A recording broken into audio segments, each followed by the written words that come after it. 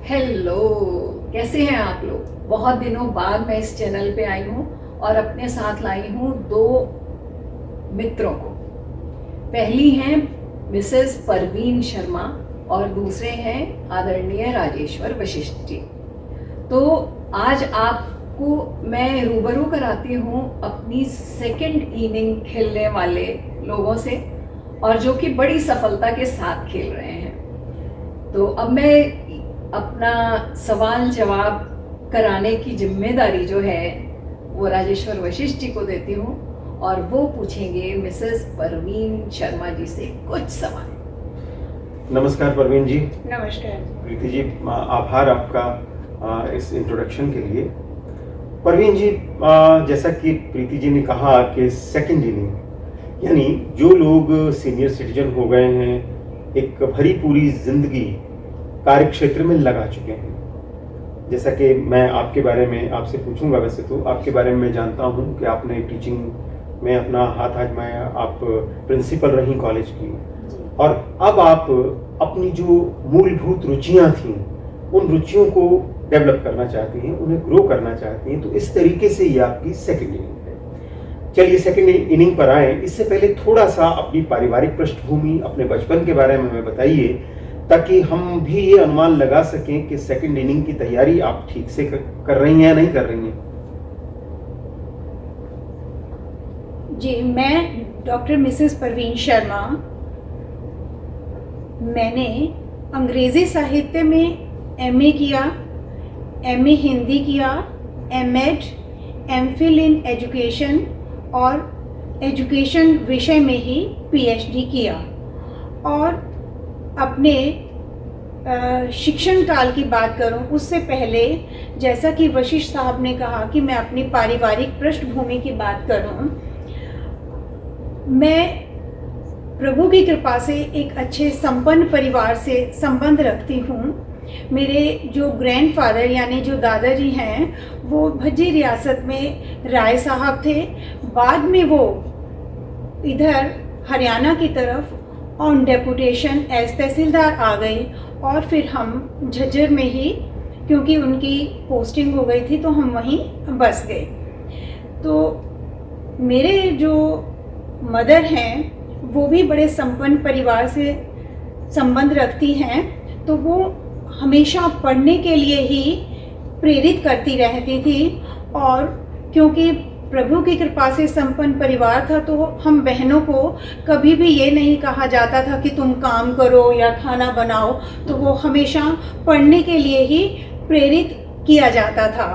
अगर मैं दो पंक्तियों में अपने माता पिता के लिए कहना चाहूँ तो यूँ कहूँगी, संघर्ष करना सीखा माता से और संस्कार मिले पिता से, अनुभव दिया आयु ने और संयम समय की पाठशाला ने। बहुत खूबसूरत, बहुत सुंदर। और पिताजी मुझे हमेशा कहते थे, बेटा handsome is that who does handsome. तो इसी में सारी बात समझ आ जाती थी। वो कहते थे कि गुणवान बनो, पढ़ाई करो, और मम्मी भी यही कहती रहती, ये सब काम वगैरह सब बाद में आ जाएंगे, इस लायक बनो। तो मेरी जो मम्मी हैं, she is still alive, father is no more. तो वो उनको वो बड़ा शौक़ रखती थी रेडियो स्टेशन पे बोलने का। लेकिन जो दकियानूसी परिवार था, संपन्न था, लेकिन औरतों को ऐसे बहुत बाहर जाने के लिए, नौकरी के लिए नहीं जाने दिया जाता था। तो जब हम छोटे थे तो हम स्कूल से आ जाते, तो वो क्या करती, रेडियो से पहले न्यूज़ लिखती कॉपी में और फिर हमें बैठा के कहती कि न्यूज़ सुनो। अच्छा, तो वो वहीं से ऐसे, हाँ। तो अभी भी वो डायरी, वो मुझे कहती हैं, तुझे शौक है ये डायरी, मैं तुझे दे के जाऊँगी। तो वो लिखती थी उसमें, और वो अच्छा गाती भी हैं। उनको भी 2 बार भारत सरकार की ओर से, हरियाणा सरकार की ओर से उनको 2 बार एम्पावर्ड वुमेन का भी इनाम मिला है काफ़ी एज में। तो वो जैसे हमारे अंदर भी एक जज्बा आ गया कि ऐसे रेडियो पे बोलना चाहिए। तो जैसे ही स्कूल से ही वो मुझे कहती थी, नहीं भाषण प्रतियोगिता में आपने जाना है। मैं मना करती तो कहती कि फिर कहीं साथ नहीं लेके जाऊंगी। तो वहीं से मुझे प्रेरणा मिली। और भगवान की कृपा से हर स्तर पर हमें अध्यापक भी बहुत ही अच्छे मिले, बड़े मोटिवेटिंग। अब भी मैं एलुमनाई में, मैं इधर झज्जर नेहरू कॉलेज झज्जर से पढ़ी हूँ, बीए वहाँ से किया, तो एलुमनाई में एक बार बुलाते हैं और हमारे अभी भी वो गुलिया सर हैं टीचर, इंग्लिश पढ़ाते थे, एक बार ही वो इतना मोटिवेटिंग कर देते हैं। अब भी जाते हैं वो मैं कहती हूँ कि सर पूरे साल की आप हमें एनर्जी दे देते हैं, इतना हमें वो हौसला देते हैं स्टिल। तो कहने का मतलब हुआ कि अध्यापक भी हर स्तर पर बहुत ही मोटिवेटिंग मिले कि नहीं आपको पढ़ना है, आप बहुत अच्छे हो। तो मेरे पास संस्कृत विषय भी था, तीनों लैंग्वेज ली हुई थी मैंने कॉलेज में, तो मैं संस्कृत भाषण प्रतियोगिता में बड़े, माँ सरस्वती की कृपा से मुझे बड़े इनामात मिले। तब सब कहने लगे कि तुम संस्कृत में एमए कर लो। मैंने कहा नहीं, एमए तो मैं अंग्रेज़ी में करूँगी, क्योंकि इंग्लिश में भी मेरे टॉप पर ही नंबर आते थे। तो मैंने कहा नहीं, इसको मैं सिर्फ ऐसे रखूँगी। तो जैसे जैसे आगे समय बढ़ता गया और फिर हमें, क्योंकि झज्जर में तो एमए थी नहीं, हम रोहतक चले गए एमए करने के लिए। तो जब मैं 81 में एमए कर रही थी, एमए अंग्रेज़ी साहित्य में, तब वहाँ आकाशवाणी केंद्र खुला। तो एक मेरी सहेली, वो ऑलरेडी पहले से प्रोग्राम देती थी, वो मुझे एक बार वहाँ ले गई। तो उन्होंने आवाज़ टेस्ट करी, फिर बोले आप यूथ न्यूज़ सुनाओगे। तो 5-6 महीने मैंने वहाँ काम किया। फिर मेरे पेरेंट्स को लगा कि नहीं, ये तो उस साइड चली जाएगी और पढ़ाई में नंबर कम लेगी, तो उन्होंने कहा नहीं, अब एग्ज़ाम आ गए, अब नहीं जाना होगा। तो वहाँ बंद कर दिया कि नहीं, वहाँ नहीं जाना, पढ़ाई करना है। तो थोड़ा उनको ऐसे लगता था कि खुले माहौल है, उधर चले जाएंगे, पढ़ेंगे नहीं। तो उसके बाद तो मैं वहाँ नहीं गई। फिर एमए करी, सारी पढ़ाई करने के बाद मेरी 1986 में मैं सोनीपत में पहली बार वहीं वैकेंसी निकली, वहीं अप्लाई किया और मैं वहाँ लेक्चरर लग गई। तो बड़ा ही अच्छा माहौल था। हरियाणा में सोनीपत इटसेल्फ जो हिंदू कॉलेज है, वो अपनी पढ़ाई के लिए बड़ा पुराना कॉलेज और बड़ा नामी उसका कॉलेज नाम है। कहीं भी जाते तो ये बताते कि हिंदू कॉलेज में पढ़ाते हैं। तो we use to get respect, हमें बड़ा अच्छा लगता और अब भी ऐसा ही है। तो जैसे समय बढ़ता गया और बहुत वहाँ अच्छा लगता था, तो हमने कभी वहाँ से निकलने की भी फिर ज़्यादा कोशिश नहीं करी। बीच में मैंने जैसे बताया कि 2011 में मैं यहाँ प्रिंसिपल लग गई थी सिद्धरावली में, बीएड कॉलेज में, इधर मानेसर के पास ही है। लेकिन क्योंकि तब हम दिल्ली रहते थे और बच्चे दिल्ली पढ़ते थे, मेरे हस्बैंड जो है उनका बिजनेस है, उनका ज़्यादातर south Africa, middle east countries में जाना रहता था। तो मुझे लगा कि भाई बच्चे इग्नोर होंगे, तो मैं 1 साल का लियन पूरा करके वापस चली गई, फिर एज ए लेक्चरर। और फिर बाद में मैं प्रिंसिपल भी बन गई थी वहीं पे रिटायरमेंट से पहले। और जैसा कि मैं कॉलेज में ज़्यादा एक्टिव रहती थी, हर कमेटी में मुझे इंचार्ज बनाते थे, तो और मैं मना नहीं करती थी, ज़्यादा समय भी लगता था। तो मैं बड़ी खुशी से, मैं कहती थी कि अगर काम शौक से करेंगे तो थकान नहीं होगी, वो पैशन बन जाएगा। तो एक तो मैं टूर कमेटी की इंचार्ज थी, तो जगह जगह बच्चों को टूर लेके गई, तो बहुत सारे ऐतिहासिक और धार्मिक अनुभव प्राप्त किए। थोड़ा सा धार्मिक, स्पिरिचुअल भी मेरा थोड़ा सा इंक्लिनेशन है। तो अब रिटायर होके मुझे ऐसे लगता है कि चलो वहाँ भी हम समय ज़्यादा दे सकते हैं, उस पर मैं बाद में आऊँगी। और कॉलेज में मैं महिला प्रकोष्ठ की प्रभारी रही लगभग 10-12 वर्ष तक। तो देखिए प्रीति जी, क्योंकि मैं बीएड एमएड की क्लासेस को पढ़ाती थी, तो ज़्यादातर जो लड़कियां हैं वो मैरिड आती थी, मैच्योर बच्चे आते थे। जैसे अब कई तो हमारी उम्र से थोड़े ही छोटे होते थे तब बीएड करते, तो बहुत सारे हमारे विद्यार्थी प्रिंसिपल लगे हुए हैं, अपनी इंस्टीट्यूट खोली हुई है, तो हम जाते भी हैं यूजुअली लेक्चर देने। तो जो लड़कियां थी शादी के बाद बीएड करती थी, एमएड करती थी, तो उनको अक्सर समस्याएं रहती थी। क्योंकि मैं शिक्षा मनोविज्ञान भी पढ़ाती थी अंग्रेजी के साथ, तो लड़कियां मेरे पास, कई लड़कियों को जब समस्याएं होती थी तो वो क्लास में ना पूछ के, विमेन सेल की मीटिंग में ना पूछ के अलग से आती थी। मैं कॉलेज के बाद भी उनको समय देती थी और अपनी तरफ से भरपूर कोशिश करती थी कि मैं उनको बताऊं कि किस प्रकार परिवार, पढ़ाई और इन समस्याओं और अपने सपनों, इन सब के बीच में कैसे तालमेल बिठा सकते हैं। क्योंकि मैं उनको बताती कि मैं स्वयं एक छोटे शहर झज्जर से हूँ, परिवार में पढ़ाई पर जोर था, लेकिन आसपास के जो बच्चे हैं, जैसे 10वीं के बाद लड़कियां पढ़ी ही नहीं, और जैसे पढ़ने के लिए निकलते थे तो आस पड़ोस वालों को यही रहता था, मम्मी से शादी कब करोगे, शादी कब करोगे। तो ऐसे माहौल में पढ़ना भी बड़ा चुनौतीपूर्ण था, पर क्योंकि हमारी मम्मी और पापा सब पढ़ाई को बहुत महत्व देते थे, तो हम प्रभु कृपा से और उनके आशीर्वाद से पढ़ाई अपनी पूरी कर सके। एक सवाल मेरे मन में यहाँ आया है, जैसा कि आपने बताया कि जब आप बीएड एमएड के स्टूडेंट्स को पढ़ा रही थी और आमतौर पे जो महिलाएं आती थीं वे शादीशुदा होती थीं, और शादीशुदा महिलाओं के जीवन में अगर उन महिलाओं की मैं बात ना भी करूं, सामान्य महिलाओं की बात भी करूं, तो भी बहुत सारी कठिनाइयां, बहुत सारी परेशानियां आती हैं। क्योंकि कहने को हम बात करते हैं समता की, समानता की, स्त्री पुरुष समान है, लेकिन ये बात तो कहने सुनने में बहुत अच्छी लगती है, व्यवहारिक रूप से तो ऐसा नहीं होता है। बहुत सारा दबाव, बहुत सारी परेशानियां स्त्री को ही अनुभव करनी पड़ती हैं जी। और जैसा कि आप जानती हैं, साइकोलॉजी की स्टूडेंट रही हैं, आप जानती हैं कि महिलाएं उन परेशानियों को पुरुषों की तुलना में ज़्यादा आसानी से झेल भी लेती हैं, कोप भी कर लेती हैं उनके साथ। लेकिन फिर भी अगर उनके साथ अच्छा व्यवहार नहीं होता है तो बहुत तकलीफ उन्हें उठानी पड़ती है। वेस्टर्न कंट्रीज़ में आप पाएंगी कि हर कॉलेज में काउंसलर्स मस्ट होते हैं, ज़रूरी होते हैं। जो टीचर्स या उतने बड़े लोगों की बात ही नहीं, जो सामान्य बच्चे हैं उनकी भी काउंसलिंग करती हैं। तो मुझे बड़ा अच्छा लग रहा है जानकर कि आपने उस जिम्मेवारी को समझा। कॉलेज के स्तर पे, स्कूल के स्तर पे काउंसलर्स भले ही नियुक्त ना किए जाएं, लेकिन अगर कोई एक व्यक्ति इस दायित्व को समझ लेता है और ये योगदान समाज में करना शुरू कर देता है तो वो अपने आप में एक बहुत अच्छी शुरुआत हो सकती है। तो मेरा सवाल यहाँ ये बनता है, इस सेकेंड इनिंग में क्या आप अपने आसपास की महिलाओं को काउंसलिंग देने का काम भी कर रही हैं या करेंगी? अभी भी जैसे जिनको पता लगता है तो वो लड़कियां, बल्कि कई बार जिनके पास मेरे नंबर हैं फ़ोन पर भी पूछती हैं। आसपास को तो जैसे जहाँ मैं रह रही हूँ वहाँ तो थोड़ा ज़्यादा मॉडर्निटी के उससे है, तो महिलाएं अपने आप में ही सब क्या कहें कि इंडिपेंडेंट हैं। तो ऐसा नहीं है कि आसपास की कोई आती हूँ, लेकिन जो पुराने मेरे संपर्क हैं वहाँ जो है लड़कियाँ शादी के बाद भी या आगे फर्दर उनको कोई समस्या है तो मेरे पास आती भी हैं। मैं घर भी बुलाती हूँ और उनको बताती हूँ कि अपने सपने भी पूरे करने हैं, लेकिन परिवार को जोड़े रखने का दायित्व हम महिला वर्ग पर है। हमें ये नहीं कहना है महिला या पुरुष, महिला और पुरुष करना है।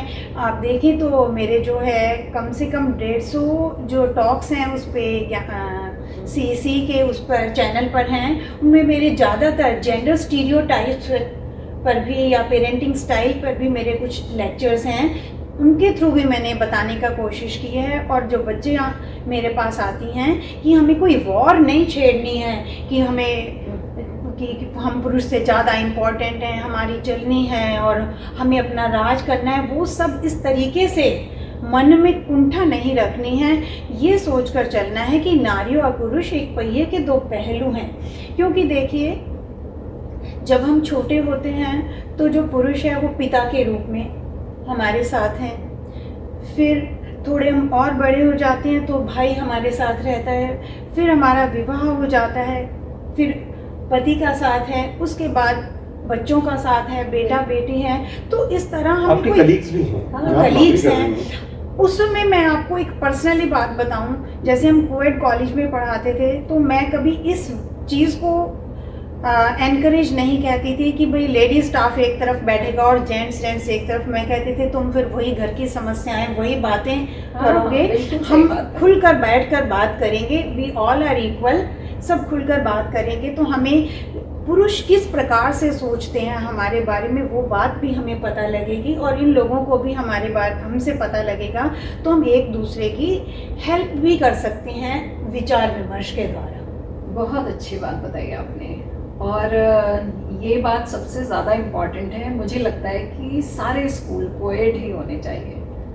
तो ये जो लड़के लड़कियों के अंदर कितनी सारी बातें हैं, मैंने देखा है कि लोग सोचते हैं कि लड़कियां ऐसे सोचती हैं या लड़के ऐसे होते हैं, ऐसा कुछ खास होता नहीं है। जो साथ साथ विकास होता है वो नेचुरल होता है, उसमें हम भाई बहन भी तो साथ रहते हैं। और जो थोड़ी बहुत दिक्कतें आती हैं वो भी बच्चे अच्छी तरह से समझ लेते हैं। तो एक ये बात मुझे आपकी बहुत अच्छी लगी परवीन जी, और आपका नाम थोड़ा अलग नहीं है, परवीन। हाँ, होना तो प्रवीण ही चाहिए। भाई मुझे तो परवीन सुल्ताना याद आई। नहीं, रखा तो प्रवीण पर्पज से था, पर वो स्पेल शुरू में परवीन हो गया, पर बुलाने वाले अब भी प्रवीण ही बुलाते हैं पर वो लिखना परवीन पड़ता है। बड़ा खूबसूरत नाम है। मुझे बहुत अच्छा लगा आपका ये नाम। और जैसे कि आपने बताया कि आप आज भी लोगों की काउंसलिंग करने के लिए तैयार हैं, तो ये एक बहुत अच्छी बात पता चली। और हमारे जो दर्शक देख रहे हैं, जो यंगस्टर्स हैं या जो भी बड़ी महिलाएं हैं, वो मैडम को फ़ोन कर सकती हैं। मैं इनका फ़ोन नंबर भी ज़रूर दूंगी। और मैंने ये सुना है कि आप हिंदी में कविताएं लिखती हैं। बेशक आप इंग्लिश पढ़ाती रही हैं और इंग्लिश में आप जी, तो अपनी कोई कविता हमें सुनाएंगी? ज़रूर सुनाऊंगी, पर एक बार आपने जो अभी नाम की बात की है, हाँ। क्योंकि मैं अंग्रेज़ी भी पढ़ाती हूँ और शिक्षा मनोविज्ञान भी। अंग्रेज़ी में तो हम कहते हैं कि किसी भी चीज़ का कोई आर्बिट्रेरी मीनिंग नहीं है। जैसे हम इसको टेबल क्यों कहते हैं या मेज क्यों कहते हैं, टेबल का कोई शाब्दिक अर्थ नहीं है कि किस पर जो चीज़ रखी जाए। जब भाषा का आविष्कार हुआ, भाषा वालों ने जो इसका नाम रख दिया, वो उस नाम से हम पुकारने लग गए। परंतु शिक्षा मनोविज्ञान में हम पढ़ते हैं कि जिस व्यक्ति को जिस नाम से पुकारते हैं, उसका व्यक्तित्व वैसा ही लगने लग जाता है। तो आप देखिए, पुराने समय में बड़े सिंबॉलिक या देवी देवताओं या महान व्यक्तियों के उस पर नाम रखते थे। तो जैसे हम जिसको बार बार उसी नाम से बुलाएंगे, तो हमें वो वैसा ही लगने लगेगा। तो नाम की तो ये बात है, तो इसलिए मैंने इसमें ये बात कहनी उचित समझी। बिल्कुल सही बात है। तो वैसा नाम हमें लगने लग जाता है। बिल्कुल, और मेरा भी ये मानना है कि नाम का असर होता है। नाम का क्या, किसी बात का भी असर होता है। हम बार बार पुकारते कहते हैं, वो कई बार सच भी हो जाती है। यस, इसीलिए क्लास में भी मैं पढ़ाते हुए, जो हम तो एक साल में बहुत सारे टीचर्स तैयार करते थे, ट्रेनिंग कॉलेज में थी मैं, तो हम उनको बताते थे कि जो इंटेलिजेंस है वो बाई बर्थ है। एक तो विधाता ने किसी बच्चे को तो मोरॉन बना दिया, किसी को गिफ्टेड। और अगर हम अध्यापक उसको एडजेक्टिव लगाएं कि अरे मूर्ख या अरे इस तरह के संबोधन कि तुझे नहीं कभी समझ आएगा, तो बच्चे को वैसा ही लगने लग जाएगा। क्योंकि मैंने स्लो लर्नर्स पर भी काफ़ी वार्ता प्रसारित की है, तो उसमें मैंने बताया कि किसी को हम ऐसा एडजेक्टिव ना लगाएं जिससे कि विद्यार्थी को अपनी पर्सनैलिटी बच्चे को ऐसी लगने लग जाए। तो हमें ऐसा संबोधन देने का कोई अधिकार नहीं है, रादर हमें उसको प्रोत्साहित करना है कि तुम बहुत कुछ कर सकते हो। इस विषय पे मुझे लगता है आपने कुछ पुस्तकें भी लिखी होंगी। जी, मैंने लिखी हैं। मैंने अंग्रेजी में भी 4 पुस्तकें लिखी हैं, पेडागॉजी ऑफ इंग्लिश लैंग्वेज, और हिंदी पे पुस्तक नहीं लिखी है। पर NIOS में DLED का जो प्रोग्राम है, वो स्वयं प्रभा पे जब डाल रहे थे, तो उसमें मैंने काफ़ी कुछ, जैसे कि शब्दावली बढ़ाने हेतु क्या क्रियाकलाप हों, कक्ष में वार्तालाप का क्या महत्व है, अभिनय की क्या भूमिका है, इस प्रकार की वार्ताएं उस पर प्रसारित हुई हैं। और क्या कहते हैं कि शिक्षा मनोविज्ञान में मैंने 3 पुस्तकें लिखी हैं। और Indira Gandhi national open university की जो वो आती हैं बुकलेट, उसमें मैंने 5 बुकलेट्स में बहुत सारे चैप्टर्स कंट्रीब्यूट किए हैं। जैसे फैमिली एजुकेशन है, एडोलिसेंस एजुकेशन है, और करिकुलम मैनेजमेंट है, गाइडेंस एंड काउंसलिंग है। इन पर मैंने चैप्टर्स कंट्रीब्यूट कर रहे हैं। तो इस तरह करके मैंने 7 बुक्स इंग्लिश और साइकोलॉजी पे लिखी है। और अभी मेरी एक पोएम की बुक आने वाली है, वो भी प्रेस में है। बहुत बढ़िया, बहुत अच्छा लगा आपके बारे में जानकर। इतना कुछ आप कर चुकी हैं और आगे भी बहुत जोश के साथ सब कुछ करने की तैयारी में है। ये बात मुझे सबसे ज़्यादा अच्छी लगी कि अभी गुड़गांव आए आपको थोड़े दिन हुए हैं, लेकिन मैं आपको कवि सम्मेलनों में हमेशा देखती हूँ। मैंने आपको कलाग्राम में देखा, तो मुझे बहुत अच्छा लग रहा है कि आप इससे पहले कि हम वाइंड अप करें, इनसे कविता सुनिए। हाँ, बिल्कुल। और ये मेरा सौभाग्य है कि आज का दिन प्रभु ने इतना अच्छा नियत किया कि वशिष्ठ साहब और प्रीति जी के साथ मेरी मुलाकात हुई। तो ये भी सौभाग्य से कोई कम नहीं है ये हमारा सौभाग्य नहीं, है कि मोक्ष और आपने हमें मौका सत्संगति दिया। बड़े किस्मत से मिलते हैं, तो I am fortunate that way. आप अपनी कविता पढ़ें। जी, मेरी स्वरचित कविता है जिसका शीर्षक है बिखरे से प्रश्न। एक याद रुलाती है मुझको, एक याद हंसाती है मुझको, एक याद रुलाती है मुझको, एक याद हंसाती है मुझको। जो छू जाती है वो कह देती हूँ, जो छू जाती है वो कह देती हूँ। जैसे छुप जाती छाया रात अंधेरी में, जैसे छुप जाती छाया रात अंधेरी में, वैसे छुप जाता है, वैसे छुप जाता है दर्द अंतस में। खामोश है हवा और मौन है विभावरी, खामोश है हवा और मौन है विभावरी। धुंधला है चंद्रमा और मन भी है भारी, धुंधला है चंद्रमा और मन भी है भारी। गिरी हूँ पर नहीं थकी हूँ, गिरी हूँ पर नहीं थकी हूँ। उठी हूँ और चली हूँ, उठी हूँ और चली हूँ। बहुत तेज चला पर समय निर्मम, बहुत तेज चला पर समय निर्मम। दिखे कभी स्थिर और कभी भागता, दिखे कभी स्थिर और कभी भागता। दिखे ये तो समय का चक्कर। माना समय बदल देता है जीने के रंग ढंग, पर क्यों ना बदले सजा के रंग ढंग। व्याकुल है तन मन, उदास है उपवन, व्याकुल है तन मन, उदास है उपवन। नयनों में उद्वेलित प्रश्न, चुप है धरती और गगन, चुप है धरती और गगन। काम कितने पड़े अधूरे, काम कितने पड़े अधूरे। सामने है जिंदगी और सिरहाने मौत खड़ी, कृष्ण संभालो इस घड़ी, सिरहाने मौत खड़ी। कृष्ण संभालो इस घड़ी। आंखें पथराई है माधव, आंखें पथराई है माधव।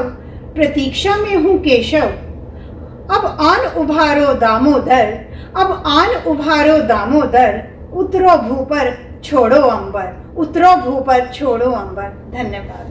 बहुत बहुत सुंदर। आपका आभार। आप आई और आपने इतना समय दिया और अपने बारे में इतना अच्छा बताया। अगली बार फिर हम मिलेंगे कुछ नए दोस्तों के साथ कुछ नए सवालों के साथ। और कुछ जी। नए सवालों के साथ। बिल्कुल, बहुत बहुत शुक्रिया, बहुत शुक्रिया। धन्यवाद। शुक्रिया, धन्यवाद श्रोताओं, और धन्यवाद प्रीति जी, धन्यवाद बशीर साहब।